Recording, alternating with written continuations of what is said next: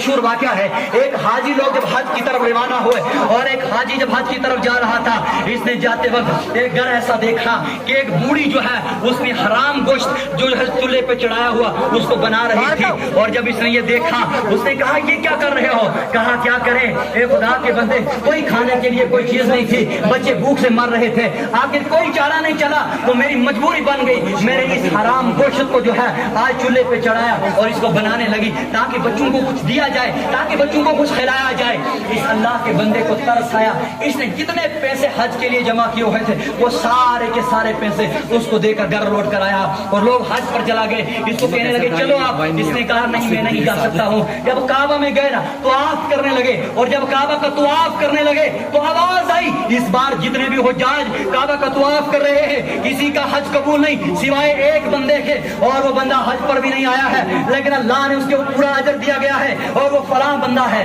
اللہ اکبر۔ جب حجاج اکرام واپس لوٹ کر آئے اس بندے سے ملاقات کرنے لگے اور اسے ملنے لگے، کہنے لگے آپ کا کیا عمل تھا، آپ نے کیا اچھا ایسا کام کیا ہے جس کی وجہ سے آپ کو اللہ پاک نے اتنا رتبہ اور اتنا اجر دیا، آپ نے حج بھی نہیں کیا، آپ کا حج مقبول، اور لہٰذا آپ نے کیا عمل کیا؟ اس نے کہا کہ میں نے کوئی عمل نہیں کیا تھا، میں حج پر جا رہا تھا اور میں نے دیکھا کہ غریب لوگ تھے، مساکین لوگ تھے بیچارے، ان کے پاس کوئی ذریعہ کھانے کا نہیں تھا، انہوں نے حرام گوشت کو جو ہے چولہے پہ چڑھایا ہوا اور کھانے لگے تھے۔ میں نے کہا میں تمہیں یہ حج کے سارے پیسے دیتا ہوں لیکن حرام گوشت مت کھاؤ۔ میں نے انہیں حرام گوشت سے بچایا اور ان کی جان کو بچایا، اور میں واپس آ کے گھر بیٹھا، میں حج پر نہیں جا پایا۔ کہا آپ کا حج اللہ نے قبول کر لیا ہے، اور جب ہم کعبہ میں طواف کر رہے تھے آواز آئی فلاں حاجی کا حج ہو گیا ہے، اور جب آپ اس کے پاس جاؤ اسے دعا کرو، اس کے دعا کے ذریعے اللہ آپ کا بھی حج قبول فرمائے گا۔ اس لیے جب حجاج کرام واپس اس بندے کے پاس لوٹ کر آئے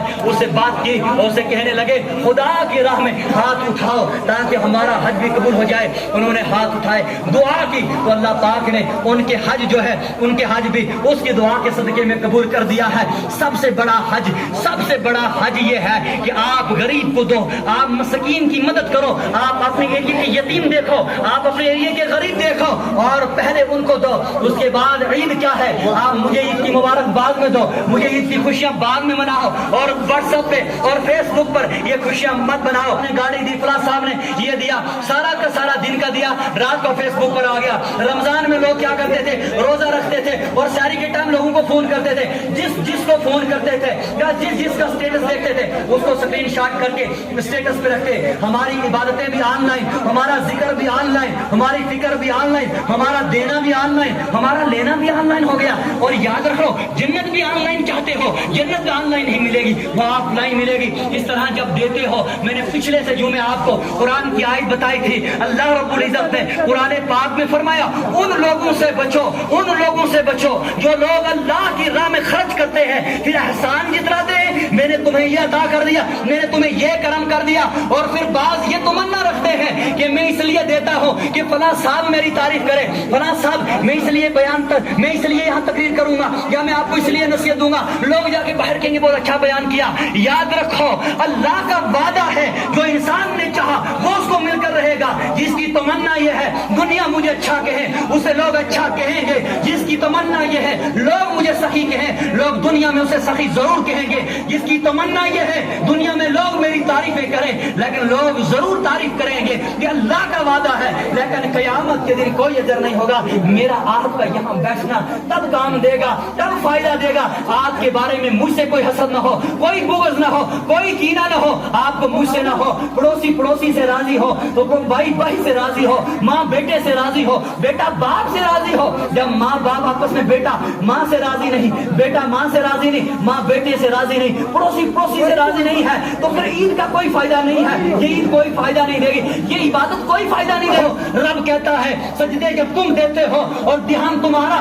اپنے پڑوسی کی طرف ہوتا ہے، سجدے مجھے کرتے ہو خیال گھر میں ہوتا ہے، سجدے مجھے کرتے ہو خیال دکانوں میں ہوتا ہے۔ فرمایا یاد رکھو جس کا خیال ہوتا ہے سجدہ بھی اسی کو جاتا ہے۔ اگر تمہارے ذہنوں میں دکانداری کا خیال ہے تو سجدہ بھی وہاں جائے گا۔ تم اگر مجھے عبادت کرتے ہو، اگر مجھے سجدہ کرتے ہو، اگر میری عبادت کرتے ہو تو پھر دھیان بھی میری طرف، خیال بھی میری طرف، بیٹھنا بھی میرے لیے کر دو، اٹھنا بھی میرے لیے کر دو، مرنا بھی میرے لیے کر دو، جینا بھی میرے لیے کر دو، اس زندگی کو میرے لیے قربان کر دو۔ اور کس طرح قربان کر دو, صحابہ اکرام کی طرف قربان کر دو. صحابہ اکرام کی کیسی زندگی ہوا کرتی تھی. ایک صحابی رسول تھے, آخری وقت میرے حضور صلی اللہ تعالی وسلم کے ملاقات کے لیے گئے, اور جب ان کو یہ پتا نہیں تھا کہ حضور انتقال فرما گئے ہیں, آپ صلی اللہ علیہ وسلم کی وفات ہو گئی ہے, اللہ اکبر کبیرہ, جب اس نے یہ نہیں سنا تھا, جب یہ پہنچا مدینے کے اندر, جب پہنچا جا کے وہاں کیا دیکھتا ہے, حضور علیہ السلام انتقال فرما گئے ہیں, وفات پا گئے ہیں. اس نے جب یہ سنا تو صحابہ اکرام سے عرض کرنے لگا, اے صحابہ, اے میرے رفیقو, مجھے وہاں لے کر جاؤ جہاں میرے نبی کو دفن کر دیا گیا ہے, جہاں میرے نبی کا مزار ہے, مجھے اس مزار پر لے کر جاؤ. جب یہ اس قبر کے اوپر گیا, حضور کے مزار کے اوپر گیا, تو دیکھو اس صحابی کا عشق, اس صحابی کی محبت دیکھو. اس نے مزار کی زیارت کرنے کے بعد اپنے دونوں ہاتھ بلند کر دیے, کہنے لگے, مولا میں تیری بارگاہ میں دعا کرتا ہوں, مجھے آنکھوں کی روشنی لے کر لے جا, مجھے اندھا کر دے, مجھے نابینا کر دے. پوچھا گیا, صحابہ اکرام نے کہا, او خدا کے بندے, تو یہ کیوں ایسی دعا کرتا ہے کہ میری آنکھوں کی روشنی چلے جائے, میں نابینا ہو جاؤں, یہ کیا مسئلہ ہے؟ اس نے کہا, یہ آنکھیں اللہ نے اس لیے نہ دی تھی کہ دنیا کو دیکھا جائے, یہ آنکھیں اس لیے نہیں ہے کہ میں دنیا کے نظارے دیکھوں, یہ آنکھ بھی اللہ نے رسول اللہ کو دیکھنے کے لیے دی تھی, اور جب رسول اللہ چلا گئے ان آنکھوں کا بھی کوئی مطلب نہ رہا. اس لیے میں کہتا ہوں, یا اللہ, ان آنکھوں کو میں نے اس لیے رکھا تھا میں رسول اللہ کو دیکھوں گا, اور جب رسول اللہ چلا گئے, آقا میں آنکھوں کی روشنی کو کیا کروں گا, میری یہ آنکھیں کیا کام کی ہے, کس کام کی ہے, لہذا میری آنکھوں کو اندھی کر دو. کیا ہم نے اپنی آنکھوں کی حفاظت اس طرح سے کر کے رکھی ہے؟ کیا ہمارے ہاتھوں کی حفاظت اس طرح کی ہے؟ کیا ہمارے دلوں کی حفاظت اس طرح کی ہے؟ کیا ہماری زبان کی حفاظت, ہمارے کردار کی حفاظت اس طرح کی ہے؟